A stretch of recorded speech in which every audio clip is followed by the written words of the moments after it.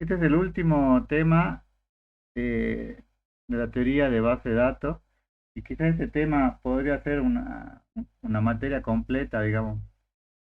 El tema corresponde a lo que son bases de datos no SQL, en especial van a ver conmigo lo que es MongoDB y van a hacer algunas cosas bien sencillas, digamos, como crear algunas tablas, algunas, y hacer algunas consultas, inserciones, pero nada muy complicado, digamos.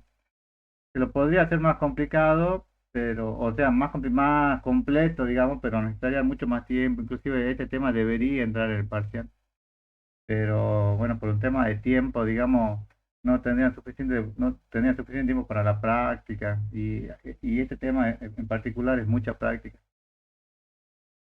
Fíjense, la teoría que vamos a ver está con una página que yo armé, digamos, que lo utilizo también para otras materias. Y acá le dice que lo que intenta es introducir los conceptos teóricos y prácticos en el uso de bases de NoSQL, en especial MongoDB, que es lo que vamos a ver ahora, ¿no?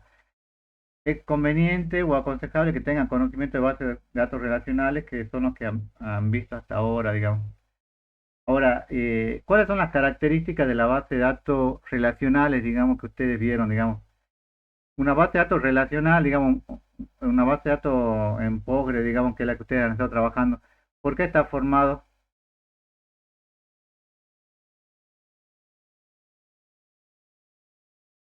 ¿Qué es lo que tiene una base de datos relacional?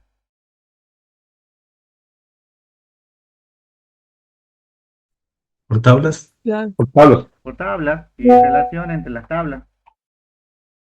Eh, entonces, pero tiene otra característica y es que todas esas tablas están estructuradas, digamos, ustedes saben el formato específico, digamos, que tiene cada una de esas tablas, digamos, saben cuál es el campo clave, cuál es el resto de los campos o atributos. Entonces está completamente estructurado. Ahora la base de datos no SQL no. Fíjense que la característica que tiene, primero, es manejar una muy alta carga en operaciones de escritura. O sea que yo podría escribir una gran cantidad de veces, que a veces en la base de datos relacionales puede llegar a ser un problema, digamos. Hoy en día con el avance de los motores de base de datos, esto por ahí no influye tanto, digamos. Pero bueno, cuando se creó en un principio la base de datos no SQL le permitió una carga muy alta. Un almacenamiento escalar horizontal, esto significa que a medida que yo incorporo nuevas computadoras, en vez de equipo, nuevas computadoras, yo puedo seguir escalando, digamos. Por ejemplo, yo creo que les comenté, pero por ejemplo en Oracle, en el Instituto de Seguro, que es el lugar por lo menos que yo conozco, ellos por ejemplo ven que se empieza a poner un poco lento y le agregan una computadora nueva, digamos. Es escalar, digamos. Yo veo que tengo que tengo se está poniendo un poco más lento o que tiene algún problema y lo soluciono poniéndole más memoria o otra computadora u otro disco, digamos. Tiene un lenguaje de consulta simple, eh, normalmente bueno, que no utilizamos los join. Ahora, todo lo que van a ver ahora y lo que van a practicar con la base de datos no SQL, lo van a utilizar sin hacer SQL, digamos. Pero hay algunas versiones que les permiten utilizar las relaciones, las consultas que ustedes hacían con SQL, pero no por lo menos en esta parte de la materia que son las bases de datos no SQL, vamos a ver lo que es no SQL puro, digamos. No vamos a ver cómo se relaciona, cómo lo harían con SQL, pero no alcanzaría el tiempo, ¿no? Cambio de esquema frecuente, bueno, a diferencia de la base de datos, los motores de base de datos relacionales, dice que soporta alta carga y tiene un lenguaje de consulta potente que es el SQL, digamos. Las bases no SQL se clasifican y son varias, fíjense. Storage Key Value, que utiliza una tabla hash, que tiene una clave única y un puntero a un elemento de datos en particular. Este es algo así como un archivo relativo que se usaba mucho antes, digamos, que tiene un único puntero y ahí pueden acceder, digamos. Una Column Family Store, que hay claves, dice, pero apuntan a varias columnas, o sea que no es una sola, sino que podrían tener varias. Document Database, que es una colección de documentos que contienen colecciones de clave valor. Y esto es interesante, digamos, porque acá, por ejemplo, ustedes podrían llegar a tener hasta bases de datos que sean PDF, digamos. Yo sé que, por ejemplo, el rectorado de la UNJU, me lo mostró una vez el ingeniero que lo hizo, Ellos habían implementado una base de datos no SQL y ellos, por ejemplo, habían cargado todas las resoluciones en esa base de datos. Entonces, cuando la ventaja que tenía es que yo quería buscar una resolución y quería ver, no sé, yo lo buscaba José Farfán y yo no había cargado José Farfán, solo había cargado los PDF y había herramientas que le permitían hacer la búsqueda en esos documentos. Entonces yo iba y buscaba, digamos, de forma más rápida, digamos. Pueden tener base de datos gráficas, eh, no las vi mucho a estas, pero bueno, utilizan modelos grafos flexibles. Fíjense, este está actualizado, lo bajé hace un ratito. Dice, estos son los motores de base de datos. Y fíjense, MongoDB, ¿en qué lugar está? Quinto. Quinto. ¿Y cómo es su relación con respecto a septiembre del año pasado o a octubre del 2023? ¿Está creciendo su uso o está mermando su uso? Bueno, tubo, me parece. Está mermando un poco, fíjense que acá tiene -5 y Ah, -26, está decreciendo, ¿no? Ahora esto es un poco relativo, digamos, porque ya esto es con respecto a las nuevas bases que se van creando, pero de todas formas, piensen que hay una gran cantidad de bases, digamos, de datos implementadas ya, alrededor de 150.000. Y, no, perdón, MongoDB casi 405.000. Y fíjense que Postgre, que es lo que le enseñamos, está creciendo su uso. Y que crece mucho también Oracle, digamos. Ahora, lo que es interesante es que vean acá que MongoDB es una base de datos documental, que es lo que vamos a ver, se dice, es una base de datos basada en claves. Y bueno, la que vamos a ver nosotros en particular es una base de datos MongoDB, que es en este caso documental. Fíjense que por lo menos las cuatro primeras, ¿qué tipo de motores de base de datos son? relacionales. Relacionales. O sea que si ustedes aprenden correctamente, no sé, en Postgre, por ejemplo, no le debería llevar mayor esfuerzo aprender la sintaxis de SQL Server o de MySQL o de Oracle, digamos. Es más, yo, por ejemplo, trabajé en una empresa en Tucumán y ellos, por ejemplo, tenían esta base de datos DB2 y también era una base de datos relacional, digamos. O sea que por ahí varía un poco la sintaxis, cambia algo, digamos, pero en general es más o menos lo mismo, digamos. Por eso es importante y a veces le cuesta aprender la base de datos relacionales y podemos ser tampoco molestos con el tema de los parciales y de los prácticos, pero cuando van a entrar algunas empresas de software, le hacen una prueba de SQL, digamos, para saber si tienen conocimiento, porque ustedes teniendo conocimiento de SQL podrían manejar, fíjense la gran cantidad de motores de base de datos que podrían llegar a manejar sin problema, digamos, ¿no? Bueno. Pero bueno, el tema que vamos a ver ahora es MongoDB, que en este lugar, que actualmente está en un quinto lugar, digamos. Bueno, ¿qué es MongoDB? Dice, es un sistema de base de datos multiplataforma orientado a documentos, está escrito en C++. Recuerden que ustedes pueden ir acá, todo lo que esté subrayado, hacen clic y le va a mandar a otro documento que generalmente es el documento original del cual sacamos la información, pues se le muestra acá en la página. No guarda los datos en registros, sino en documentos que son almacenados tipo JSON. Esa es una representación binaria de JSON. Estamos que es algo similar. Lo cual hace que se almacene datos en documentos flexibles, lo que facilita la persistencia y la combinación de cualquier estructura. ¿Qué es lo que le está diciendo esto? Que la información puede estar completamente desestructurada, digamos, puede estar en cualquier orden, digamos. Si ustedes se fijan, el formato JSON, para los que ya lo vieron, supongo que cuando vieron Java también vieron un poco, fíjense, ¿qué es lo primero que ven? Acá a la derecha, digamos, ¿qué es lo primero que ven? ¿Cuál es el primer símbolo o letra que le aparece? Una llave. Una llave, le está indicando inicio y fin. Después le aparece nombre. Y este nombre que aparece acá, ¿qué es lo que le está indicando? El doble nombre se va a llamar Pedro. Va a tener Pedro 8. Este le indica el atributo que ustedes están definiendo. ¿Cómo se llama el atributo en este caso? ¿Nombre o Pedro? No, Nombre. nombre. Y el valor que va a tener ese atributo, Pedro. Pedro. Entonces, después fíjense, otro atributo apellido. Y el nombre es Martínez Campo. La edad, bueno, 22. Las aficiones. Fíjense que acá le aparece con corchete. ¿Qué significa que le aparezca entre corchetes?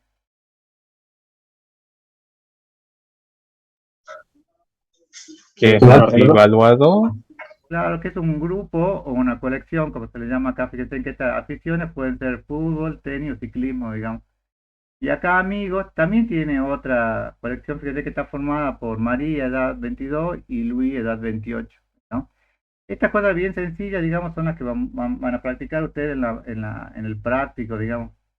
Yo creo que va a ser la semana que viene y que lo tienen que ir viendo, digamos, porque realmente les cuesta, digamos. Esto es importante porque esto es lo que le van a preguntar en el final y le van a preguntar en el coloquio, o seguramente puede ser que le pregunten, digamos. Acá ya no se llaman tablas o entidades, ¿cómo se llaman en base de datos no SQL? Colecciones. Colecciones, acuérdense de eso porque después por ahí se mezclan los nombres y es diferente, digamos. Ya no tienen ustedes registros, ¿cómo se llaman los registros? Documento. Documentos. Las columnas o atributos, ¿cómo los llamamos ahora? Campos. Campos. Bueno, ese es más o menos similar, digamos. Y los join los llamamos documentos embebidos. Fíjense, acá tienen un ejemplo. Bueno, este ID ya van a ver que se crea automáticamente. Esto ya lo vamos a ver ahora a continuación. Pero tiene un nombre de usuario. Acá el nombre de usuario dice 1, 2, 3 y X y Z. Y tiene documentos. Fíjense en que apunta a dos. No. Entonces apunta a dos documentos que tiene ese número, bueno, ese número de usuario, el teléfono y el email también. Acá tiene el número, el ID del usuario, el label y el grupo. Bueno, esto vamos a crear ahora en detalle, digamos, algunos ejemplos como para que ahí le quede claro, digamos, esto lo saqué en un gráfico, ¿no? Sí. Bueno, antes de entrar de lleno, ¿cuáles son las características que tiene MongoDB? Dice que se caracteriza porque tiene un alto rendimiento para la persistencia en MongoDB. Se basa en la posibilidad de tener documentos con la información anidada, evitando de esta forma un número elevado de operaciones de entrada-salida. O sea, yo puedo tener así como if anidado, acá voy a tener información que va a estar anidada, que una va a estar relacionada con otra. Y el soporte de índice y la posibilidad de crear índices sobre array y subdocumentos.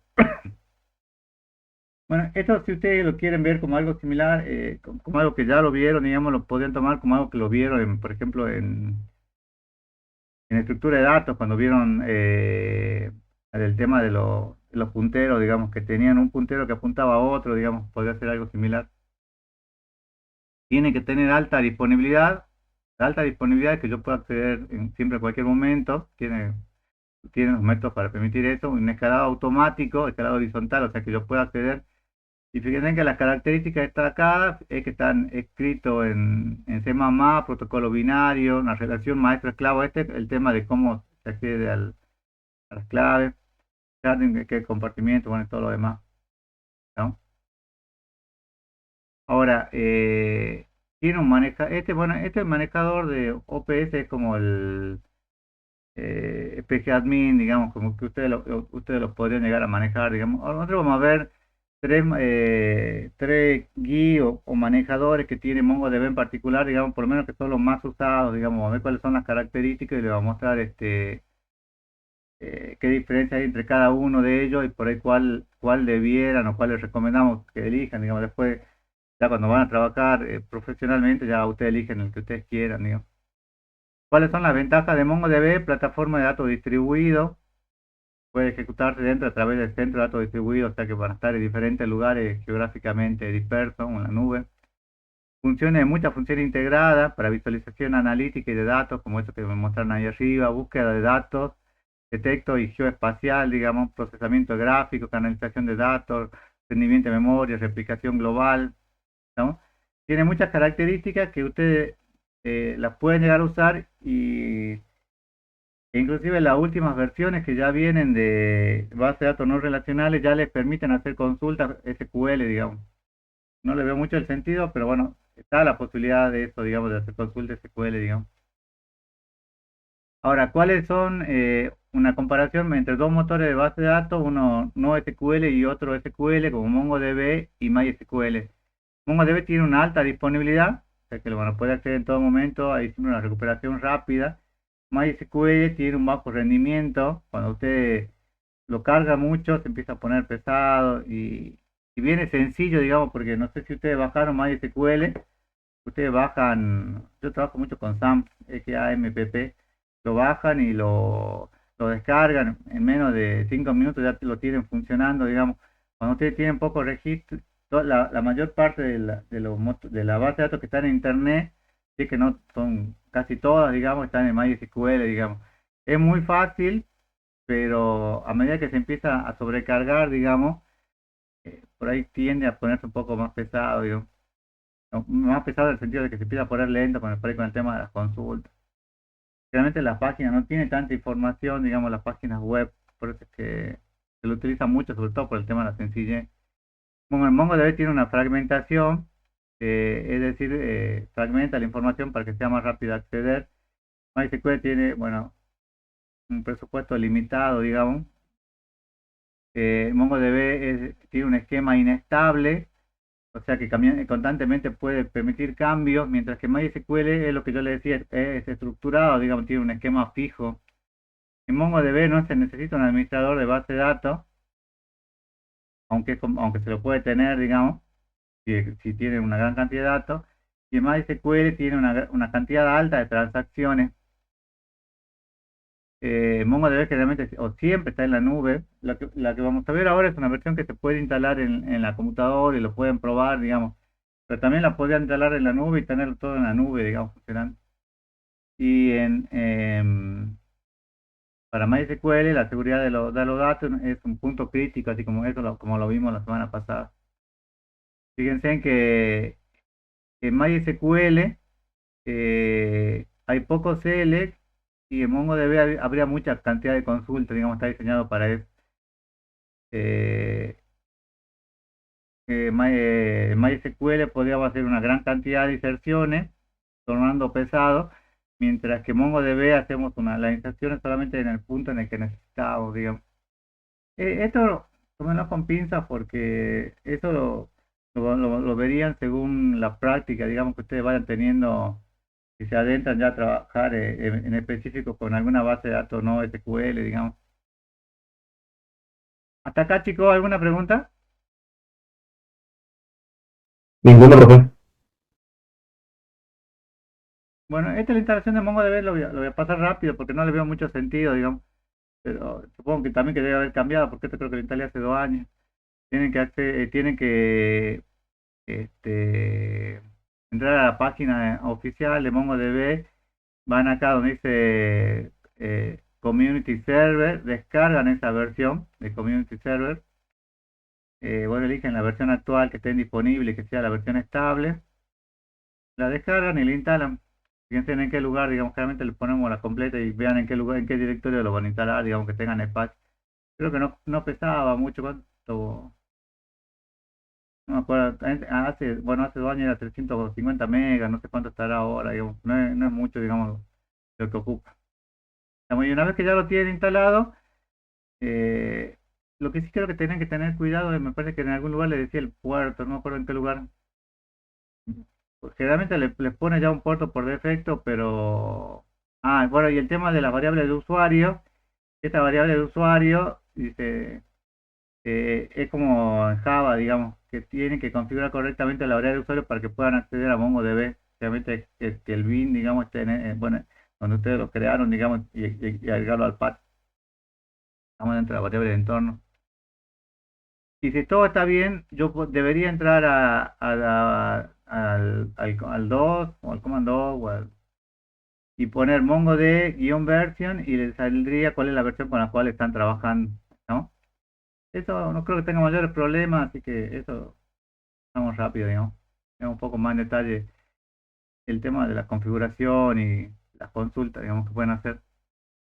Eh, bueno, una forma es que si yo quiero dejar corriendo el servicio, ¿se acuerdan que ustedes también en Power también tenían un servicio? Basta con que usted ponga MongoD y ya está corriendo el servicio, ¿no? Eh, si todo sale bien, se debería quedar ahí, digamos. Si termina, es porque tiene algún problema y le falta crear el directorio, digamos. Entonces, Si termina, acá, como en este caso, tengo que crear el directorio de base de datos. Lo que tengo que hacer es crear un directorio que se llama md barra data barra db. Y bueno, también tenemos que ver en qué puerto está corriendo. En este caso es 27017. Fíjense, como, cuando yo creo el directorio y pongo MongoD, fíjense que acá el puerto me está diciendo que está corriendo en el 27017. Lo llegan a ver, ¿no? Sí, Bueno, eso es importante porque puede ser que tengan algún tipo de problema porque no sé, justo instalaron algún otro programa y yo ocupo este puerto. Digamos, el que generalmente lo instala por defecto. Supongo que por ahí podría llegar a variar con las versiones, pero es el que le instala, digamos. Entonces, luego ingreso fíjense que acá lo único que hice fue crear el directorio data barra db y luego le dice, bueno, bueno, ejecuto Mongo, fíjense, Mongo solo, dice, lo siguiente, ejecutar el shell de MongoDB. El shell es como el command 2 o el 2 para que ustedes lo ejecuten, digamos, entonces ponen Mongo y fíjense que ustedes se quedan ahí, le aparece un signo mayor acá al final, ¿lo ven? sí, Bueno, este símbolo mayor significa que ustedes están en el shell.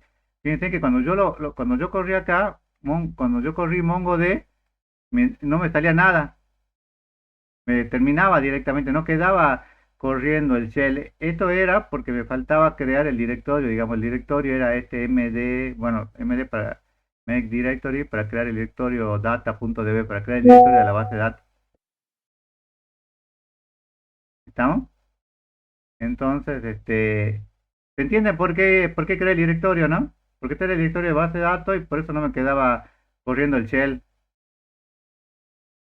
¿Se entiende, no?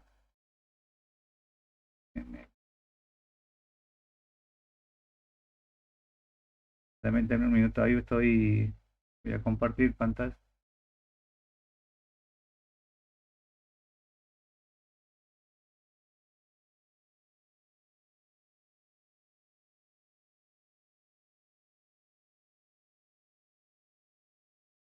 ¿Están viendo la pantalla del do, no? sí. Bueno, pues fíjense, a mí no me va a saltar error porque yo ya instalé este directorio, tengo un par de bases de datos creadas ahí.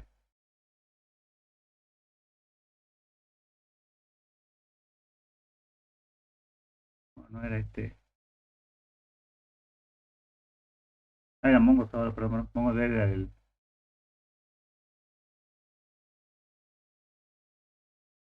ahí está el shell. Ve que ahí me aparece el símbolo más, lo llegan a ver acá al final, ¿no? ¿Se ve ahí, no? Sí, Bueno, fíjense que yo ahí puedo hacer todas las operaciones que yo quiera, 3 más 1. Esto utiliza es como si fuera un shell de JavaScript. Puedo hacer todas las operaciones que yo quiera porque ya estoy dentro del shell de MongoDB. Entonces puse Mongo y me apareció el símbolo. Entonces en este shell yo puedo hacer operaciones, por ejemplo, poner 3 más 1. Puedo hacer asignaciones y operaciones. Por ejemplo, poner este A igual a 1000 es una asignación. Puedo hacer uso de las librerías y de las librerías y de las constantes que tiene JavaScript, digamos, por ejemplo, pongo cuánto va el valor de pi y me dice 3.14, el valor del seno de 90, bueno, cuánto es, cuál es la fecha de hoy, bueno, ahí verían, digamos. Y puedo crear funciones también de JavaScript, digamos, por ejemplo, fíjense, yo le pongo función factorial de n y le pongo que si n es menor o igual que 1, devuelva 1 y si no, devuelva n por el factorial n menos 1. Esto lo vieron creo que en desarrollo sistemático del programa, ¿no? Funciones recursivas.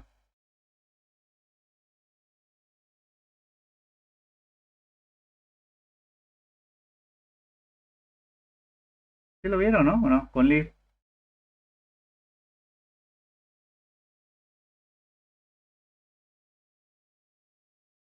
Ah, está muy callado. Bueno, pero se entiende que ¿para qué me sirve el shell? Es para ver algunas operaciones que yo podría llegar a hacer y vamos a ver ahora que me puede servir para monitorear la base de datos. ¿Estamos hasta acá, chicos? sí, bueno. Consigamos. ¿Cómo creo una base de datos MongoDB? Hay varias formas de crear, digamos. Fíjense, yo puedo determinar la base de datos actual En este caso pongo DB y me dice la base actual es test. O puedo listar la base de datos, por ejemplo, show DBS, y me muestra, por ejemplo, acá que tengo tres bases, digamos, admin, config y local, ¿no? Entonces yo podría venir a poner DB, me sale la base de datos donde estoy posicionado es test, y pongo show DBS, y me sale, ¿cuáles son las bases de datos que yo tengo acá? ¿Cuáles son las que ustedes llegan a ver ahí? 4.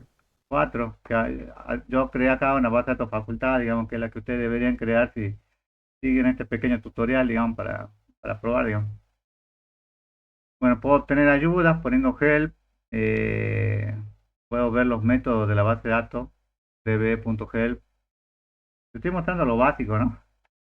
Puedo crear una base de datos. Primero, te lo voy a mostrar, cómo lo harían ustedes del shell. Muchos dicen que se debe hacer siempre así, y después les mostraré cómo hacerlo a través de la guía, ¿no? Bien, si quiero crear una base de datos, eh, yo lo que tengo solo el comando use, entonces yo le pongo acá use facultad. ¿Qué es lo que hace use facultad?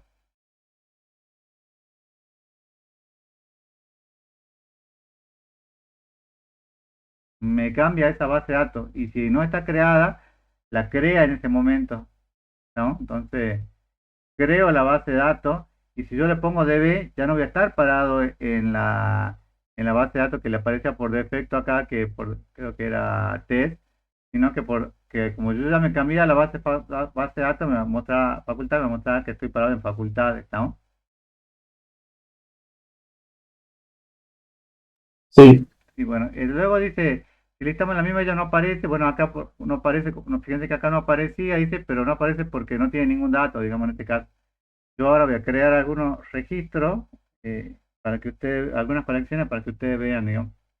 Y vamos a insertar una colección llamada alumnos, con eso se hace con el método insert, tal como se muestra en la imagen. Fíjense, yo acá le Profe, pongo, en mi caso está mostrando solamente el control nomás. No está mostrando el. ¿no están viendo la página? No. A ver, déjame que...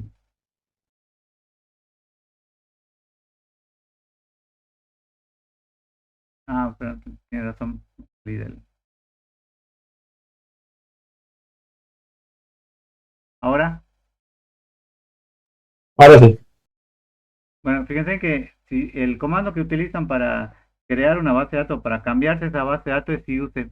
Entonces si yo pongo use la base de datos, use facultad, me dice que se cambió a la base de datos facultad. Ahora, si yo hago show dbs, va a ver que no, acá no me aparece ninguna base de datos facultad, ¿lo ven? Sí. Pero no me aparece porque no tiene ningún registro. Entonces voy a insertar un registro. Y la forma de insertar una colección es a través de insert. Fíjense, lo hago db en la base de datos, colección alumnos, que inserte nombre. En este caso, ¿nombre qué es?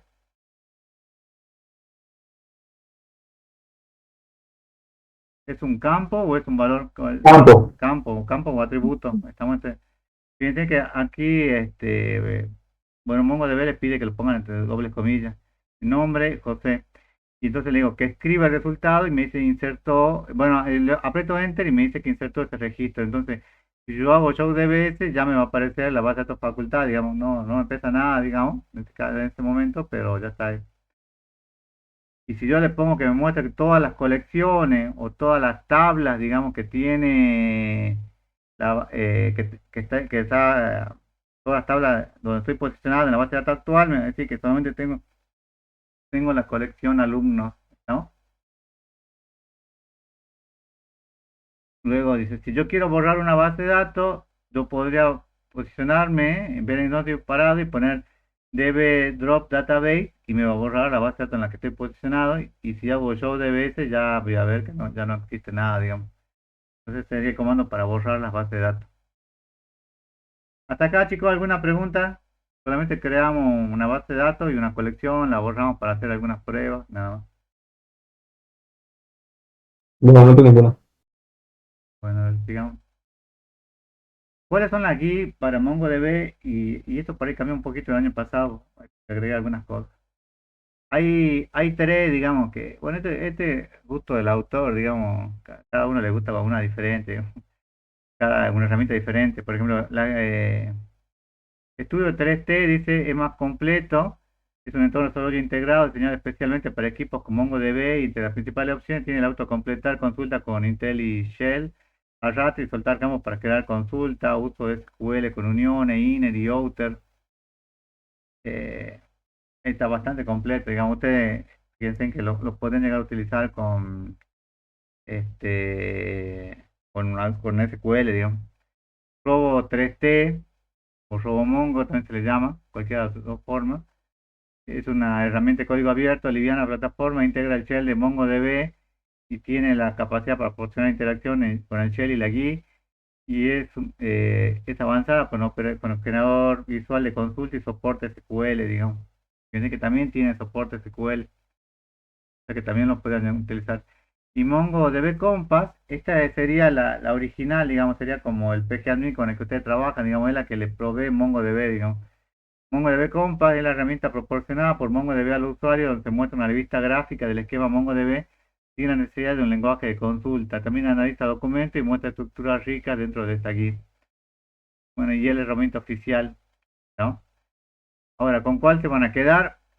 Nosotros elegimos MongoDB, digamos, porque es la oficial, digamos, de MongoDB, de Mongo, pero pueden llegar a utilizar cualquiera, ¿no? En la práctica, no sé si le van a pedir que utilicen alguna en particular, digamos. Dice, la primera pantalla en la que no aparece es definir la conexión. La conexión es cómo se van a relacionar ustedes con la base de datos, ¿no? Obviamente, lo primero que tienen que tener es que el servicio, como vieron en la presentación anterior, tiene que estar corriendo, digamos. Si no tienen el servicio corriendo, no van a poder hacer nada, digamos. Luego, en esta conexión, fíjense que ustedes le dicen, acá el nombre le puedo poner cualquier nombre, digamos, no sé, conexión de José, conexión de Mongo, lo que ustedes quieran, digamos, un nombre.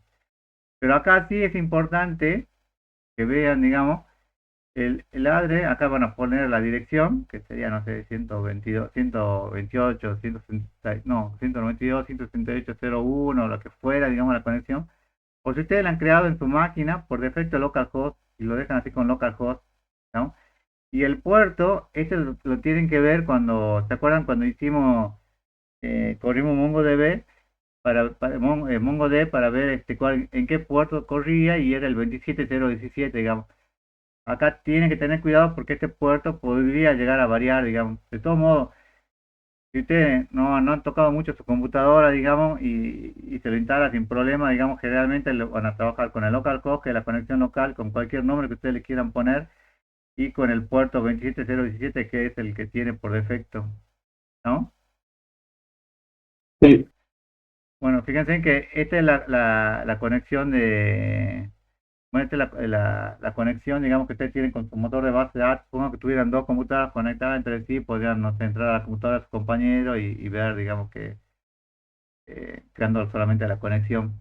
Esto le va a pedir en todos, digamos, en todas las guías, porque en todas tienen que conectarse, digamos, a MongoDB y tienen que conectarse sabiendo en qué lugar, digamos, cuál es el servidor y cuál es el número de servicio. Ahora, ¿cómo hago yo una inserción en una base de datos? Eso ya lo vimos.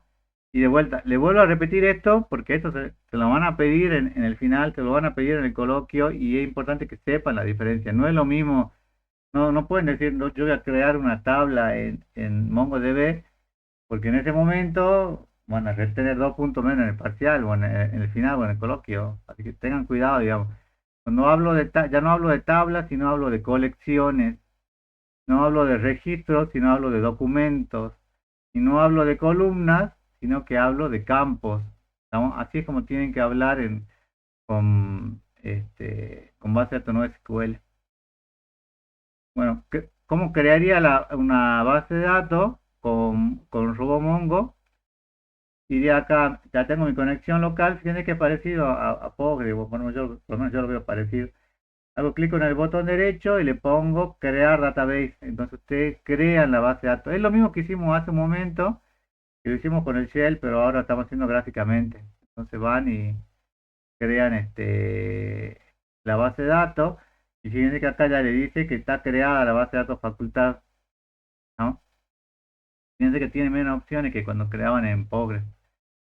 Luego que creo la base de datos, tengo que crear las colecciones. Las colecciones parecen que eran similares, son equivalentes a lo que son las entidades o tablas. Me paro en colecciones, pongo crear colección y digo que voy a crear la conexión alumnos, ¿no? Pongo crear. Luego que creo la colección alumno, le digo que voy a insertar un documento, o sea que voy a insertar cuáles son los registros que voy a tener. Fíjense que puedo insertar documento, actualizar, remover. Voy a insertar un documento y cuando voy a insertar, fíjense en que acá me pide que le escriban en formato JSON, ¿no? Acá fíjense que no le pide que escriban la LU con doble comilla, porque esto lo están haciendo a través de la GUI de Mongo, de RoboMongo, ¿no? Entonces yo acá creo mi colección.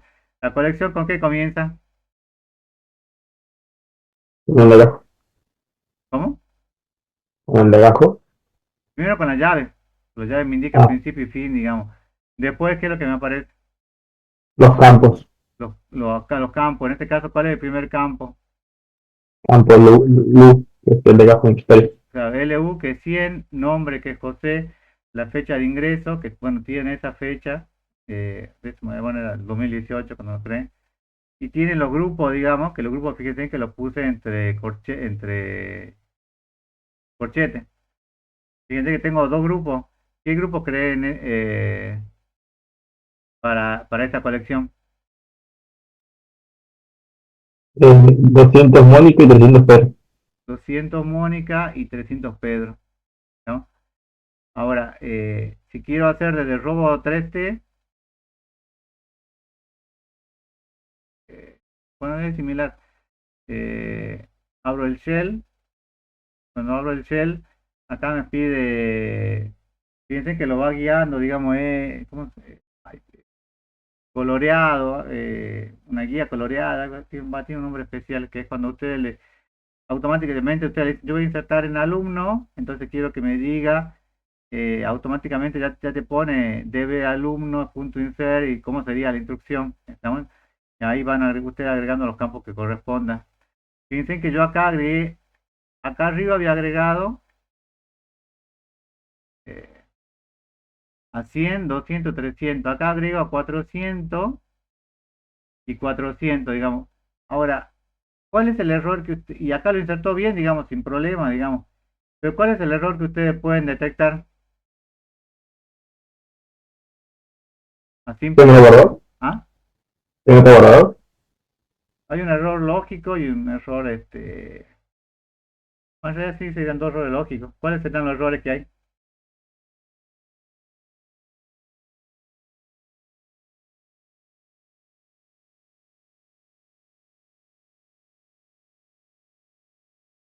Si yo había ingresado el 100, el 200 y el 300 a su momento, ahora ¿cuál es el que estoy ingresando?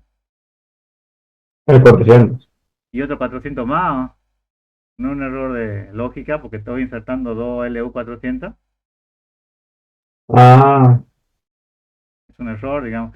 Y después otro error es que acá es case sensitive, o sea que acá es LU con mayúscula y LU con minúscula, digamos, son errores, digamos. Entonces acá le dice, hemos agregado dos documentos, objetos, pero deben observar que no tienen la misma estructura. El primero se llama José y tiene un grupo formado por Mónica y Pedro, mientras que el objeto Florencia tiene un grupo formado solo por Juan. Otra diferencia grande es que el primer documento tiene un campo llamado LU con minúscula y el otro LU con mayúscula. MongoDB detecta esta diferencia y por él son campos distintos. Hay otro error, aunque también es lógico, y es que la LU, tenemos dos LU con 400. Esta es una diferencia grande entre la base de datos relacional en la cual la información se maneja por tablas en la base de datos relacionales, la cual tiene una estructura definida, y la base de datos no SQL, como MongoDB, donde los documentos no tienen una estructura estática, puede ir cambiando dinámicamente, ¿no? Cada objeto puede tener una estructura diferente. Bueno, a ver.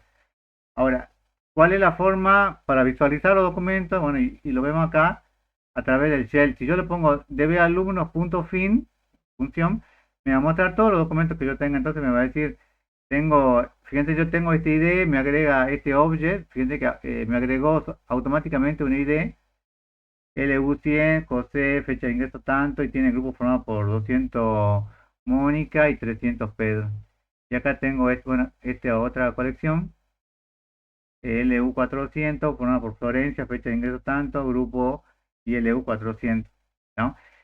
Si yo lo quiero ver estéticamente mejor, digamos, para que yo lo pueda entender, digamos, no así amontonado, yo puedo colocar, agregar la instrucción pretty, por el parámetro pretty. Fíjense que acá le pongo dbalumnos.fin.pretty y me va a mostrar de forma un poco más prolija para que me resulte más cómodo en la visualización, ¿no? Este pretty es solamente ¿qué significa pretty en inglés?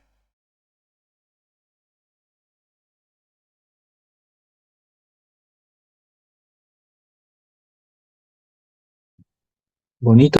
Bonito. Yo estoy viendo que me lo muestre bonito, me muestre lindo, digamos, o que embellezca, digamos, esta salida por pantalla, que no me muestre así una sola, dos líneas, digamos, una sola línea con todo. ¿No? Y si hay, tengan en cuenta lo que le dije, que me agregó automáticamente una ID, digamos, yo no creé la ID, pero él le agregó una ID. Eso sería si yo lo hiciera del shell. Ahora, si yo lo hiciera con Robo 3T, piensen que yo puedo agarrar bueno, la colección alumnos y automáticamente ya me va a mostrar los valores que hay, que tiene cargado, ¿no? Fíjense que él coloca acá solo la instrucción db.getCollection.alumnos.fin y me muestra todas las colecciones que tenga, digamos. Eh, bueno, recordemos que en el shell de MongoDB debemos usar funciones JavaScript, que es lo que habíamos visto. Así que JavaScript no es lo mismo que Java, ¿no? Eso ténganlo en cuenta, digamos. Entonces dice, y nos muestra el resultado por pantalla, un pequeño error en la pantalla de LV de Florencia, nos muestra el resultado indefinido porque en este caso le pedimos que muestre alumnos.lu y este documento no contiene ese campo. Fíjense, el campo se llama alumnos.lu con mayúscula. Entonces yo acá le digo, muéstrame para cada colección que me imprima, los alumnos cargados son alumnos.nombre más la LU, alumnos.lu. Pero acá me muestra los alumnos cargados son José con LU100 y Florencia con LU y me saltó un error ahí, indefinido. ¿Por qué me saltó el error acá de indefinido?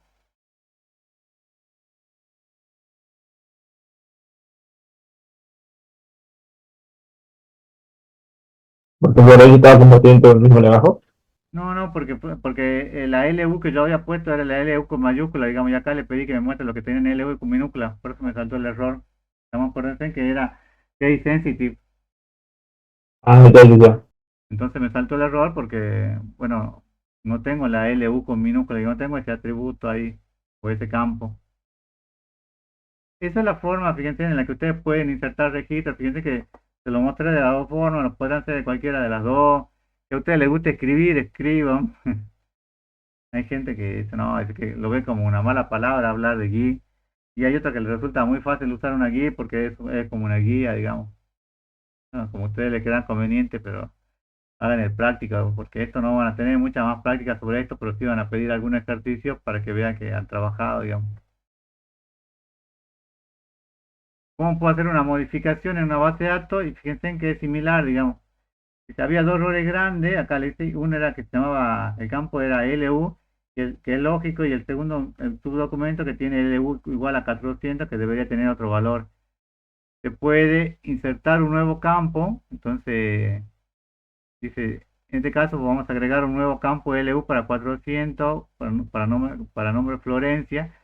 Entonces fíjense en que lo que hace dice, UD permite modificar el documento, ¿no? Entonces acá lo que le estoy diciendo es que voy a modificar este campo, digamos, y que le voy a poner, fíjense, una LU igual a 400, LU con minúscula, ¿no? Luego podemos ver el resultado de la modificación. Bueno, acá no aparece LU de Florencia, digamos, con 400. Ahora vamos a borrar el campo anterior y entonces le decimos, eh, Fíjense que acá con set lo modifican, digamos, peso set. Y acá con pesos un set van a borrar el valor anterior, ¿no? Entonces, yo acá le estoy diciendo que me borre lo que tenía LU con mayúscula. Y si ustedes hacen clic, fíjense que le aparece el nombre, la fecha de ingreso y la LU al final, pero le aparece con minúscula, ya no le aparece la LU con mayúscula como tenían antes, ¿no? Esta es una forma de hacerlo. Luego tenemos el campo grupo. Fíjense que en el grupo también teníamos otro error porque también tenía Juan con 400. Entonces yo quiero borrar eso. Entonces fíjense que voy a borrar el campo otra vez con un set, el grupo, y me va a borrar ese grupo que yo había creado. Y vamos a agregar el nuevo subdocumento, que sería en este caso 500 set 500 Juan. Entonces borro el viejo que tenía con 400 mal, digamos, porque tenía 400 y 400, y ahora agrego uno nuevo que tiene 500 y Juan. Y ahí me queda, fíjense, tengo el nombre, la fecha de ingreso, la LU que la puse al final porque la creé al último, la acabo de crear, digamos, y después el grupo que tiene la LU y el nombre con el nuevo grupo que yo acabo de crear. Digamos, esta sería una forma de hacer la modificación que me pedía, digamos. ¿Estábamos, chicos, hasta aquí? Sí, Bueno, fíjense que, bueno, hasta acá es donde llega.